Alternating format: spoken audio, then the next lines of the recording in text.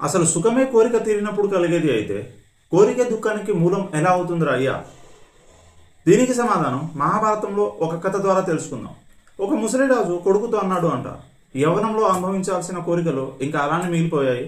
నువ్వు ఒప్పుకుంటే నా తపోశక్తితో నీ యవ్వనం నేను తీసుకుంటాను, నా ముసలితనాన్ని నీకిస్తాను అని.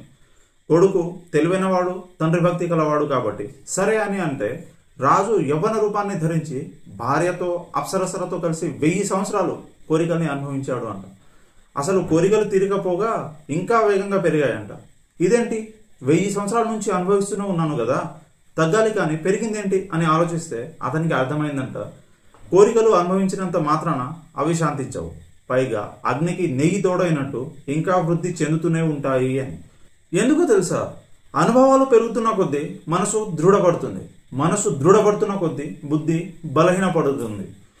Mobile, money, sex, food, alcohol, whatever, the thirst is a never ending process. మరి కోరికలు ఉండకూడదా అంటే వై నాట్, ఎందుకు ఉండకూడదు? ఒకరికి నల్లి ఒక్క నమిలితే మహాసుఖం అంట, కానీ ఎంతవరకు? పళ్ళు ఊడిపోయేదాకా. మరి తర్వాత దుఃఖమేనా? అసలు పళ్ళేరా అని పిల్లాడి సంగతి ఏంటి మరి? అతనికి వద్దా సుఖం? అలానే స్టేటస్ సింబల్ కోసం కొనే ఇల్లు, కారు, బంగ్లా లాంటి కోరికలు ఎన్నైనా కూడా. మరి ఏంటి మార్గం అంటే the thirst of the lust gratifies only the desire is rooted to the dharma. అంటే నీ కోరికలు ధర్మాన్ని అనుసరించినప్పుడు మాత్రమే అవి శాంతిస్తాయి.